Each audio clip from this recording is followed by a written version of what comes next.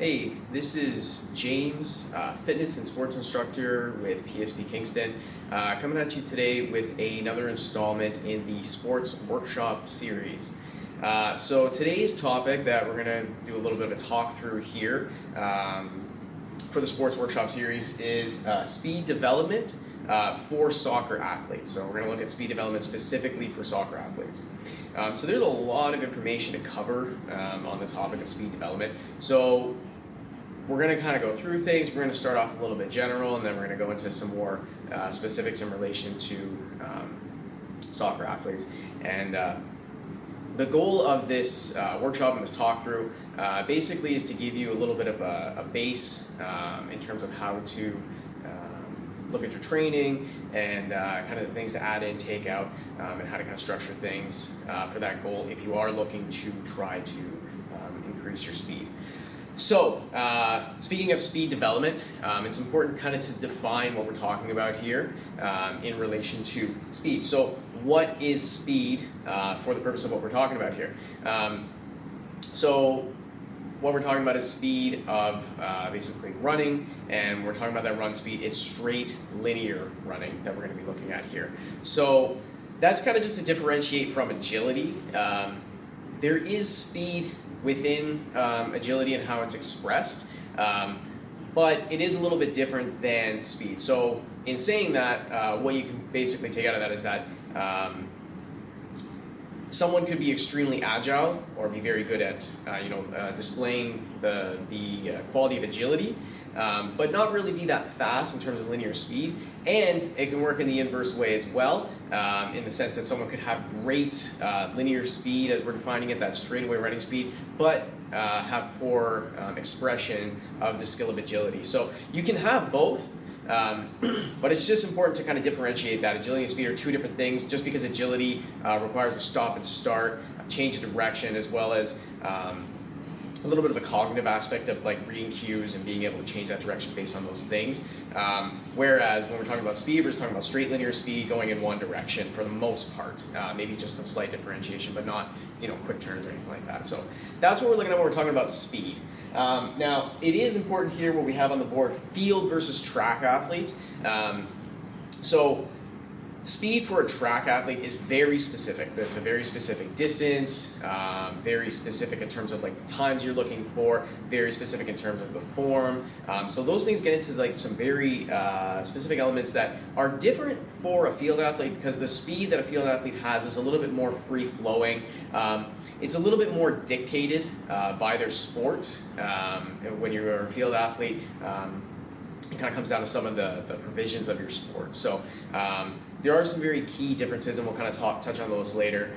But it is important just to remember that a lot of the stuff you'll see for speed training or definitions of speed, or just the way it's kind of talked about for track athletes, is very different than what you're looking at as a field athlete, just because, again, the sport does dictate a lot of that.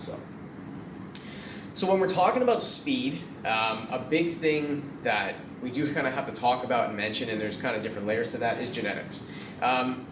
So the one thing in terms of speed and genetics is that everyone's going to have sort of an upper ceiling limit to their speed based on genetic factors. And what that means is some people will express and just in general be better at expressing that linear speed than other people. And that's based on a lot of factors, right? There's a lot of physiological differences genetically that people will have that will change the way that speed is displayed. So in terms of anthropometrics, in terms of limbs, people with longer legs and upper leg femurs will be able to express speed a lot better than someone that has a shorter leg femur. You also have other things in terms of muscle composition, body composition. People with a smaller joint structure tend to be on the faster side. So there are a lot of things that come into play genetically. But there is kind of a double-edged sword, and there is some silver lining to the genetic factors. One of the key silver linings is that a person or an athlete that doesn't have a great expression of speed to begin with may have more room to improve their speed than an athlete that has that naturally gifted ability to express linear speed and is already fast to begin with. They might not have as much room to grow from that base point when you're talking about developing speed. So if you are an athlete or an individual that might not be that quick right now, you may have a much higher ceiling and a much greater ability to develop and advance that speed than someone else who just already has that genetic disposition already fast. So that depends a lot on your training, a lot of different things, but it is just important to just consider that there is a big genetic factor when we talk about speed. So on to our next point, when we're defining linear speed, again, looking at linear speed, there's two key factors that basically predominate the whole process of linear running speed and when you're going forwards, and those are your stride length and your stride rate. So those two things, the stride length and stride rate, combine to produce your linear speed. So stride rate is just how many steps or touches you take over a given distance and how fast you cycle through your strides. And stride length is how much distance you cover with each one of those strides. So those two things combine to create speed. So for an example, again, someone could have a very high stride rate but a little bit of a lower stride length, right? So they're just going to take more contacts with a little bit less length. And by someone who, generally people who are on the taller side, will have a much longer stride length and their stride rate might be a bit lower.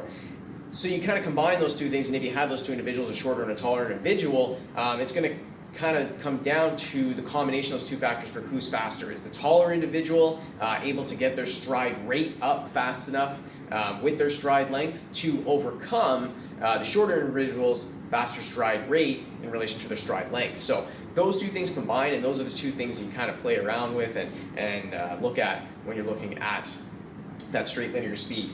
The key thing here when we're talking about training and speed development and looking at making it better is, again, it depends on the individual, but rate is a little bit of a trickier one to really increase, and there's a lower ceiling on that. So what that basically means is you can only really get that stride rate so fast before it kind of tapers off in terms of its benefit or advantage in terms of getting faster. This will generally be best for a taller individual that they can look at trying to get their rate a little bit better. But again, you can only really kind of get that cycling so fast before it just kind of becomes not really an advantage or a benefit. And in fact, if you try and focus too much on the rate, it becomes a detriment. So the one that does, one of these two factors that does kind of have a little bit more of a factor in terms of increasing that speed and developing a faster running speed would be your stride length. So that's, again, how long your stride is between each of your steps when you're running. Now, the thing about stride length, though, is it has to be a natural increase in the stride length. So that is to say, you're not just going to overstride and make excessively long strides, for the purpose of running faster, because that's really not going to make you faster. It's just going to change your running mechanics, and it's, for the most part, probably going to make you slower when you run. So increasing stride length is not actually a cognitive effort per se to make your stride longer. It's more about force production. So when we're talking about force production, that is when you're running, every strike through your foot, how much force you're able to produce from that landing foot and pushing off going forward. So that's where you're going to increase your stride length. If it's within your natural running mechanics, your running stride, if you're able to produce more force on each one of those steps, you're going to increase your stride length. And if you're able to produce more force with each one of those pushes off the ground while you're running, moving in a forward direction, and you're able to keep your stride rate at the exact same with that increased stride length, then that is going to increase your linear speed. You're going to increase that's an improvement in speed development. So once again, the stride rate, you can work on that a little bit. That's a little bit of plyometric work, but again, the ceiling to that is a little bit on the lower side. Your big point is increasing your stride length while keeping or increasing your stride rate. And the way we're going to do that is with increased force production on each stride. So we're going to go into a little bit more detail on that and the way to train for that in a little bit here. So our next little block here that we're moving down, we're going to talk about force production. So when we talk about force or force production, what we're looking at there is power. So when people think of power, we think of a lot of exercises that are fast. Jumping, sprinting isn't very good example of power production as well.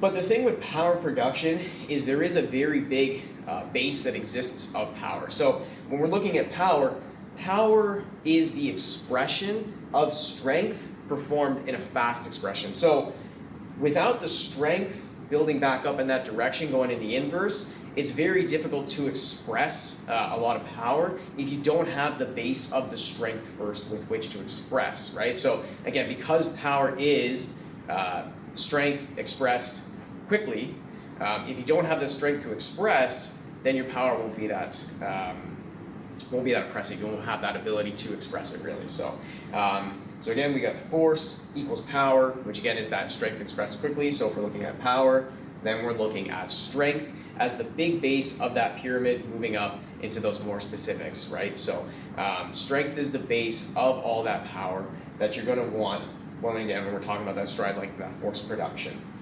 So when we're looking at strength and in relation to sprinting, running, speed development, strength in this context, we're looking at lower body strength, right? So that is not to say that upper body strengthening is not an important factor for a soccer athlete. Obviously, upper body strength is helpful for a lot of different reasons within the game. But when we're talking about speed development specifically, the biggest factor in terms of that strength is your lower body strength, right? So that's the big thing you're focusing on when we're looking at strength, is strengthening of the lower body and its mechanics.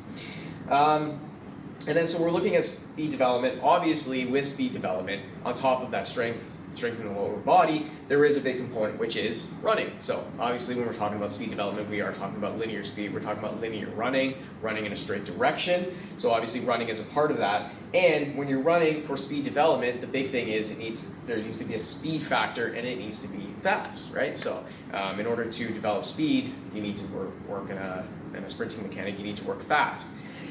So there is an important training consideration that we'll touch on here at the very bottom. That is a very important thing to always keep in mind if you are training with running and looking at speed development, is speed training versus conditioning. So we're going to talk about the fact that there are some different considerations for soccer athletes, but in a general perspective, when we're looking at speed training versus conditioning, it's very easy sometimes to get a little bit carried away with sprinting and speed training and to do too much. But the big thing too that differentiates speed training versus conditioning is rest time. So when you are looking at speed training specifically, and you're trying to train for speed and you're trying to increase your linear speed with some running stuff, the big thing that you have to consider is that you have to make sure that you have full recovery between efforts. So there's a couple different ways to kind of manage that. You can kind of go a little bit by feel. Eventually, after a while, you will kind of develop that feel and you'll be able to know when you're recovered. But the biggest way as well would be performance-based. So just for an example, if you wanted to do some speed training, and let's say the desired distance you choose is a 40-meter sprint, you would sprint that first 40 meters and you would kind of time it. So let's say you do your 40-meter sprint and you come in at 5.25 seconds on that first 40-meter sprint. You're running at 95% pace. You want to make sure you recover enough so that you don't see a huge differential in terms of your next few times. So let's say the session is 10 40-meter sprints in that straight linear direction, working on speed.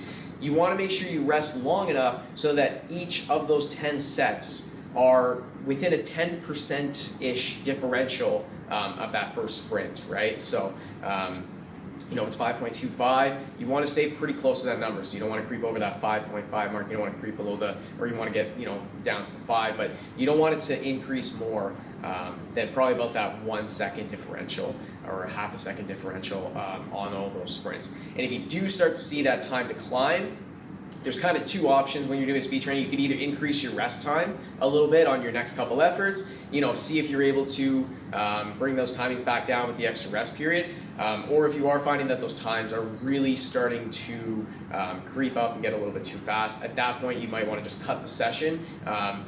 To continue to do that and run through those sessions with the declining time is really not going to work on that speed, because at that point you put too much fatigue in, and all that extra fatigue is going to accumulate, and at that point now you're really not training speed, you're training a little bit of a different factor at that point, and that's where you kind of get into conditioning, right? So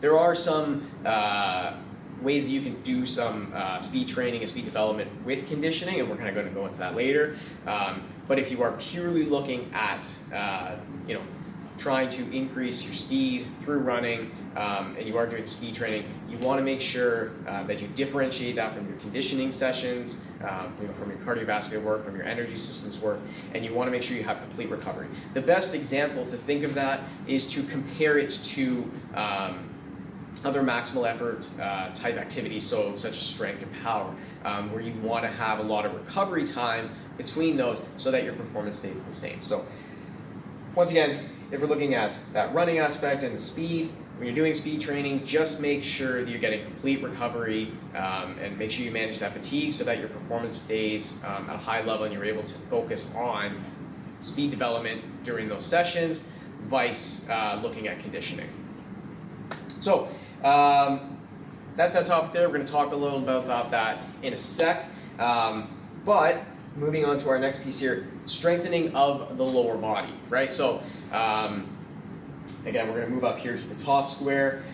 So again, strengthening the lower body, just to touch on it again, that is not to say that you would only train lower body in this circumstance. There's a whole bunch of other reasons as a soccer athlete that you'd want to do upper body training as well, strengthening the ball and having good positionings. On top of the fact that upper body strength does play a small factor in terms of speed development, in terms of running mechanics and sprinting, having a strong upper body does help with sprinting mechanics because it keeps your body in line and keeps things moving in the correct direction, it keeps you stable throughout. But the biggest factor in terms of increasing your speed development is strengthening of the lower body.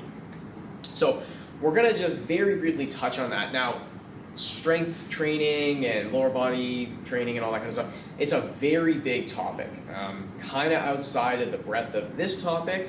This is just a small kind of piece within the speed development factor that we're going to talk about, but strength training on its own is a very, very, very complex topic, so definitely something to look into in a little bit more depth in terms of like how to program it, the movements, all those different things there's a whole breadth of that. Now the good thing is, a lot of the videos that are on the CFMWS network right now touch on a lot of those topics. So you'll find the topics of, how to, the proper movement mechanics and how to train the back squat, how to structure sessions for strength training. So there's a lot of information out there about that. We're just going to very briefly touch on it here, specifically in this context of speed development for soccer athletes. So, strengthening of the lower body. So when we talk about strength work, it's important to consider the loading factors that make it strength. A lot of exercises have a muscular demand, but when we're actually looking at strength specifically, 80% plus, so 80% or above of your one repetition max. So I mean, for the easy math on it, if you, for instance, do 200 pounds of an exercise, you would want to be looking at 180 pounds or above, right? So that 80% or above is kind of what you want to be looking at. In terms of rep ranges, when you're expressing strength with that 80% or above, especially if you have chosen the right number, 1 to 5 repetitions. It's kind of that number you want to look at. Now, with that being said, that's not to always say you'd be at 5 at 1. It will, again, once again, depend on the way the program is structured and how you're going to train that. Kind of hard, again, to kind of talk through that in this small context, but these are the two big things about when you want to think about strength. The loads need to be relatively heavy towards your best efforts for a 1 repetition max in the 80th% or above, and your repetition counts should be relatively low in kind of that 5 marker or below in order to be able to express that strength with that high loading factor. Now, when we talk about speed development and linear speed, a big factor of that too is your relative strength. So relative strength is your strength in relation to your body weight. That's a really important consideration for speed development and linear speed, because when you're running, you are overcoming your own body weight. So again, when we're talking about that force production, pushing off that one leg, the force production involved in sprinting with your own body weight is very, very high. There's studies that talk about first steps for NFL players being somewhere between 2.5 to 4 times their body weight with each stride is how much force production that they're producing as they push off. So it's important to consider that, but the relative strength is important because you're going to be using your own body weight as the resistance when you are running. So what that is to say is it's not absolute strength that we're looking at here. Relative strength would be to say if a 150-pound male is able to back squat 300 pounds, vice a 200-pound male able to back squat 350 pounds, the smaller person, even though they're able to lift less absolute load at 300 pounds, is actually lifting more relative to their body weight than the bigger individual, so they have more relative strength. So relative strength is very important here. So that is just to say that you want to try and factor that in, not so much your absolute strength, but look at it from the relation of your body weight, because when you're looking at sprinting, you're going to be moving your own body weight. So when we talk about that relative strength, there are kind of numbers. They're very general guidelines. So these aren't like hard concrete numbers, but just general things to look at. So again, because we are talking about strength of the lower body, we're going to use a lower body exercise as our example here for that number that we're going to look at for relative strength. So we're looking at a barbell back squat, and that relative strength number would be somewhere between 1.5 and 2 times your body weight is a good number to shoot for. So differentiating between gender, male and female, men are going to tend to push towards that higher end number. So if you are on that 1.5 times your body weight kind of as your maximum, try and shift towards that 2 times. For female athletes, getting up to that 1.5 times body weight will be a very, very good number to shoot for female athletes. So there's a little bit of a difference in terms of that relative strength in terms of gender. But generally, somewhere in that number is a good starting or kind of point to reach towards. So look at that number with that body weight, that relative number in terms of your body weight. So again, the example would be if it's a 150-pound individual, if they are able to back squat 225 and they're a male, they're going to be on that lower end, that 1.5. So that's on that low end. That's where they might really benefit a lot from bringing up that strength deficit, moving towards that 2 times body weight, getting up to that 300-pound back squat. And at that point, with that increased strength, they're going to be able to produce more force, which is going to increase, as we said before, stride length, and that's going to help with their linear speed. So moving up that relative strength and increasing your lower body strength relative to your body weight and just moving those absolute numbers is going to push you to be able to produce more force while you're running. So one thing to consider there about that relative strength, though, as well, is that there is a little bit of a puzzle to kind of put together with speed development. And if you are an individual that has very, very high absolute strength or relative strength, let's say you're that 150-pound male, and you're able to back squat 450 pounds, but your speed isn't quite there. What that basically means is you have a great strength base to build from, and at that point it's a little bit more pertinent for you to focus on some of those other aspects of speed training, getting on your feet and kind of moving. That's a bit of an outlier situation. You won't run, a lot of people wouldn't really run into that with themselves with their training. But if you are that individual, that just kind of gives you the idea that once you kind of start hitting those relative strength numbers and those absolute numbers start going up, if you're not seeing that increase in speed, then you might need to work on some more specifics in terms of that linear speed.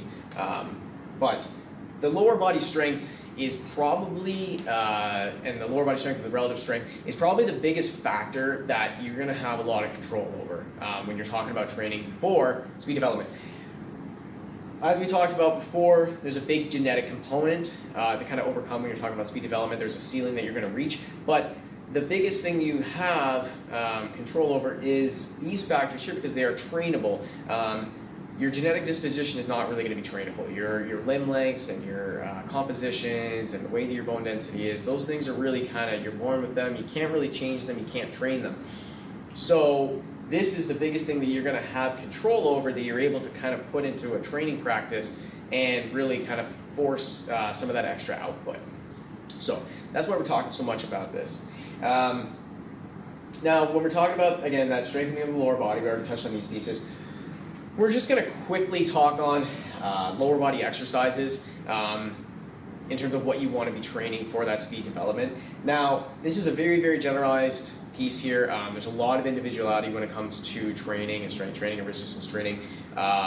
So just take these as general recommendations. It might be pertinent to speak to a PSP fitness instructor or something of that sort to be able to look at some of these things and kind of determine what the best way forward is. But we're just going to quickly talk about some of the lower body exercises. So we already talked about the barbell back squat. So that's kind of like your number one exercise for a couple different reasons. It's very accessible. A lot of people can do it. Doesn't take a whole bunch of time to learn once you have a little bit of a mobility base. Loading of the barbell back squat is very easy and manageable to load it in kind of a bunch of different ways, and it's very easy to track as well. The other reason that a barbell back squat, or just a squatting pattern in general, is important from the perspective of linear speed is because it's a combination of knee flexion and hip extension, right? So you're flexing through both of those primary joints that are both involved very heavily when you talk about sprinting and linear speed, right? So linear speed, there's a big factor of hip extension combined with that knee flexion, right? So both of those things combine to produce that force through the foot, and that's why that back squat is very probably like the most important exercise. Now, one thing that, again, and this is a differentiation between field and track athletes, some track athletes will do the back squat with a very shortened range of motion. They'll only go down a quarter of the total movement pattern. The reasoning behind that is just that it's very specific to their top-end speed production. This doesn't really apply to field athletes as well. You're getting to some very, very specific components with that. So my suggestion, and generally a suggestion, would just be to back squat with proper form to a proper depth. And again, lots of videos, lots of information out there through the PSP channels in terms of how to back squat properly. But those kind of specific things, again, apply to those track athletes who have that very specific element. Whereas for field athletes, there's a much bigger picture to look at for your sport. So you definitely want to still work with the proper ranges of motions. But again, you are still going to be training through that hip extension and knee flexion patterns, right? So you're moving through the knee and the hip when you are squatting. So you get both of those patterns. So that's your big one, that's your bread and butter. Some of the other things, though, to consider. The big one is hip hinging / extension. So we talked about how there is some hip extension with the back squat, but because sprinting is a very hip-dominant exercise, and a lot of the power production does come through hip extension, through the straight leg pattern of pushing the leg back and through, doing some sort of hip hinge, hip extension exercise is very important. So a very easy example of that is a deadlift with very little knee bending. So you're keeping the knees relatively straight. You're doing most of that movement through your hip position, and that's your hip extension, pushing the hip through. The key thing to remember with hip extension and hip hinging is that it's predominantly posterior chain, the back of your legs. You're talking hamstrings and glutes are the big muscle groups that you're going to be looking at when you're talking about hip extension and creating that strength in that pattern. So there's a lot of other things, but anything that requires your loading to primarily come through the hip pattern and target those hamstrings and glutes, that posterior chain, that's your big piece when you're talking about hip hinging / extension. So that's another piece to add in to look at strengthening as well for speed development. And our last piece here is single leg exercises. So these are another important thing to put in there as well. So we already have a bilateral, two-legged exercise with the barbell back squat that we're going to, maximize that strength factor on. Single leg exercises, though, are important as well as an additive for speed development training. Running is a single leg exercise. You don't run off both feet, that's jumping. So every stride is off of a single leg. So doing single leg exercises like lunging, step ups, there's a lot of other exercises, Bulgarian split squats. Any of those help because you are working, again, that knee flex and extension, hip flex and extension through a single leg pattern, and what that's going to do is that's going to help you with knee stabilization. It's going to help you to put your hip in the position that is more akin to how you're going to actually be running. So this is kind of a specificity component. You know, when we're talking about the back squat, we're talking about building big horsepower, really building up the strength and for the base of power in those lower leg muscles. When we're talking about single leg, we're talking about honing in on some of the specifics of running a little bit more and looking at some of those patterns, right? So that's just where you get some of the single leg exercises, where you get the benefit. With the single leg exercises, with speed development, just a small consideration would just be to have them as a moving factor to make it a little bit more specific. So rather than a stationary single leg exercise like a split squat where it's just the knee up and down, if you're doing lunging, moving forward, it's going to mimic that running motion where you actually have to push through the leg to move in a forward direction. Another exercise would be step ups, again, because you have to move forward and up in order to create that movement. So anything where you have that forward movement, is going to apply a little bit better in terms of like speed development and strengthening those components. So those are your big three. Actually, one thing I forgot to touch on, when we're talking about the back squat again, like I said before, it is a pretty accessible exercise. Lots of people can do it, but if for whatever reason you really do struggle with it, this might happen for very tall individuals who have some weird anthropometrics. There are some alternative exercises that you can look at. One would be to do a hex bar deadlift, but that does get a little bit tricky in terms of figuring out the mechanics and making sure that you are still hitting a squat mechanic versus a hinge mechanic. So another easy substitute for the back squat, not quite as good because it's not quite as functional and doesn't have all the benefits, would be substituting the back squat for a leg press, so a plate-loaded leg press machine or some other leg machine-based exercise will have most of the same benefits of the barbell back squat in a more controlled mechanics situation. So again, if you really do struggle with the barbell back squat, a good substitute for that, just to develop that really big base of strength and to really kind of work on that, would be through the leg press vice the back squat. But if you can back squat, that would definitely be your best option.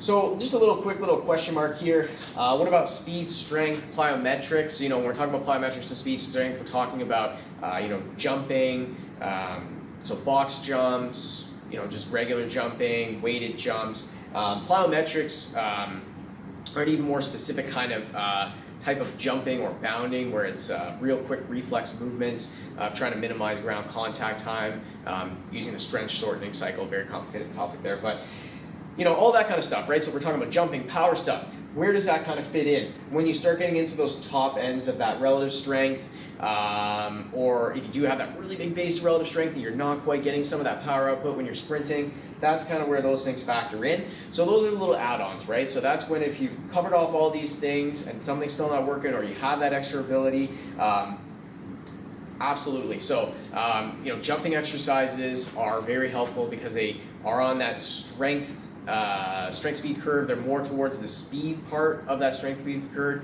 versus our big exercises that are more towards the strength aspect because your muscles have to fire quickly. It's an all-out force mechanics, which is very, very, very similar to when you are sprinting, trying to produce your force. So box jumps, single leg box jumps are a great exercise in terms of speed development. Any kind of bounding exercise, long jumps, all these things, anything which requires those muscles to do that really quick, all-out force production, will kind of teach that muscle how to react in that really quick, really powerful sense, and that transfers over really well to speed development.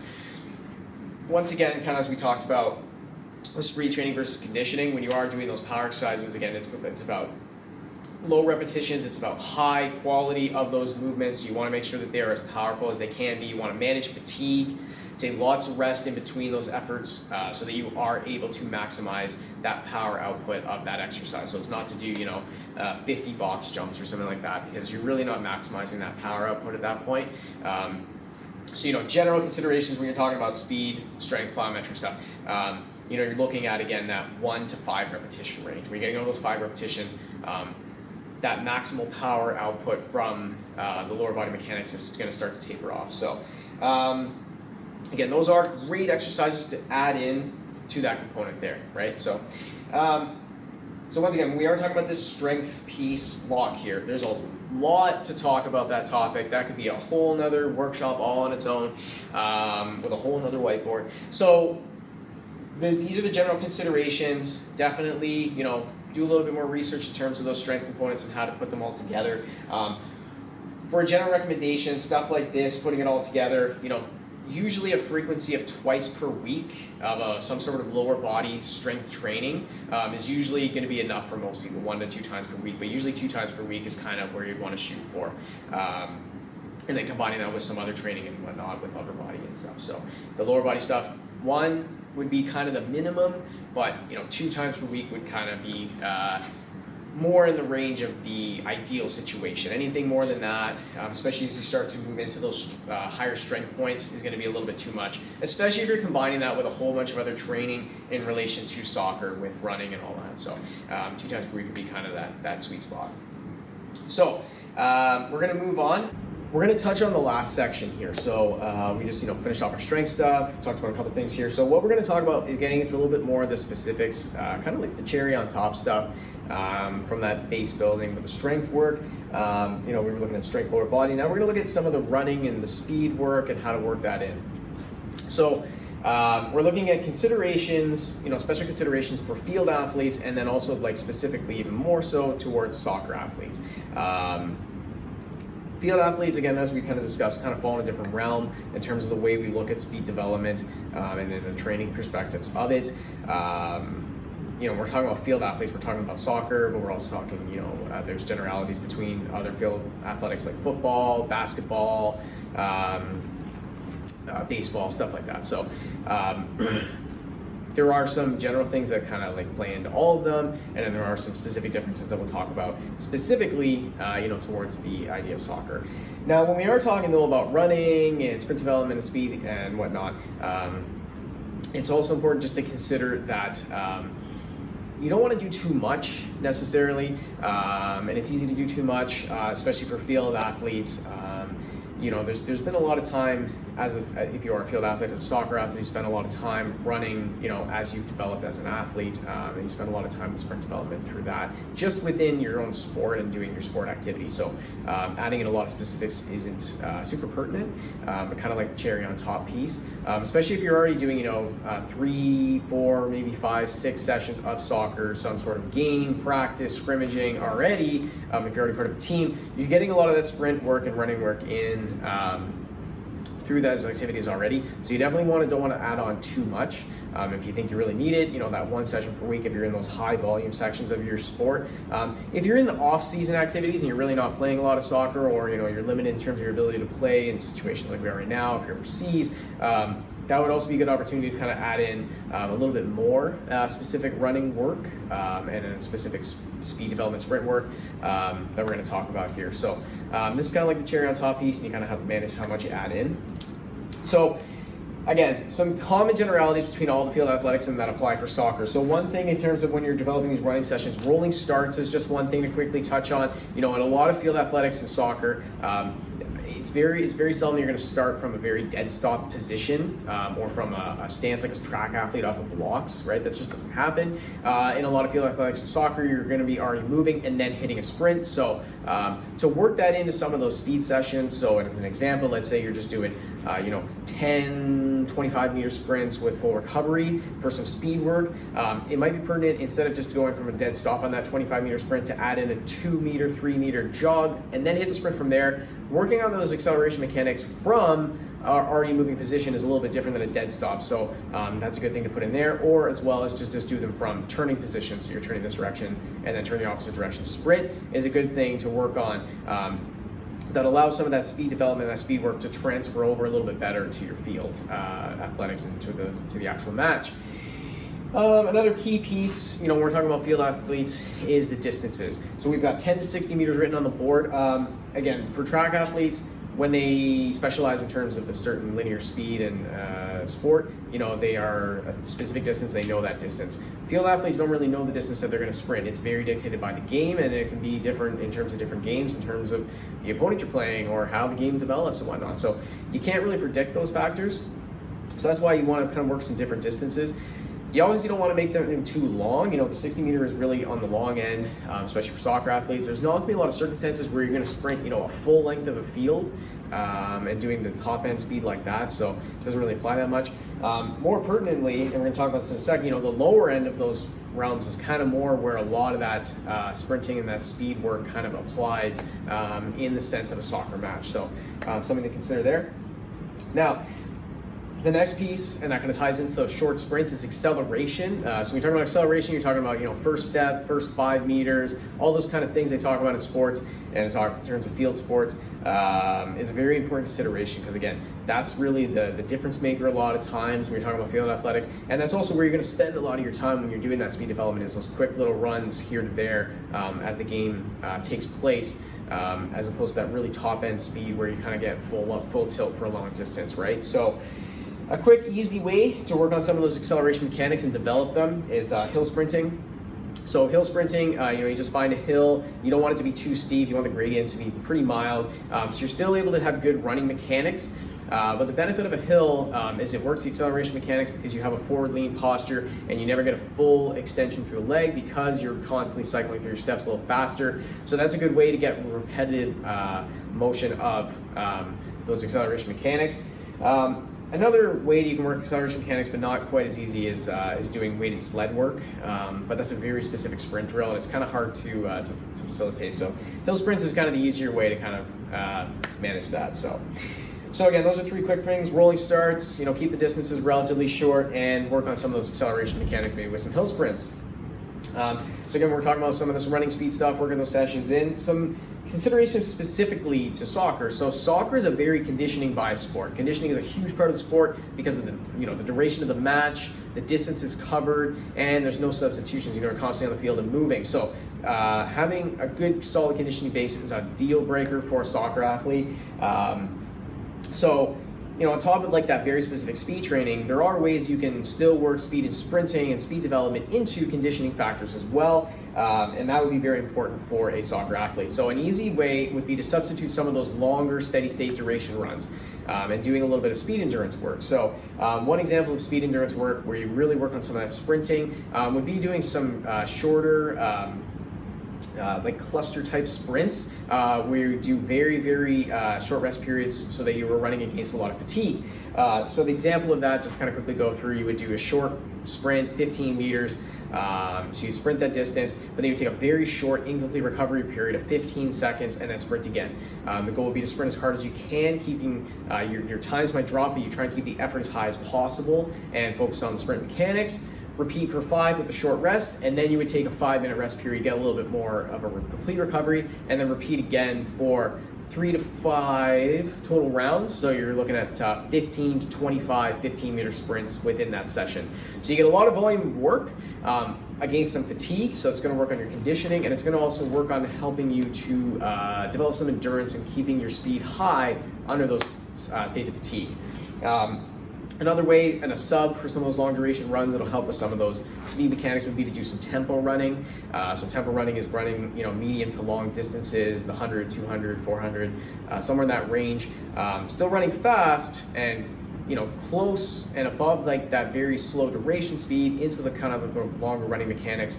So it kind of helps to develop some of that speed, but still working on some of your conditioning as well at the same time. So because conditioning is such a big component of soccer, again, you have that bias towards conditioning.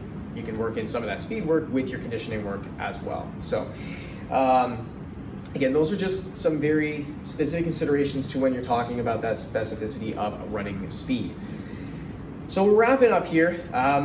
So this is a big topic, speed development. This could have been a much longer session. There's a lot of little things to talk about that we had to go through. Hopefully what you can take out of this is just some of the big part components of how to develop a little bit more speed through training and how to apply that in a game situation. So again, we're talking speed development for soccer players, but speed development in general, we're talking about force production, making the ability to produce some of that power. That force takes that base, and we talked about that base before. Power is strength.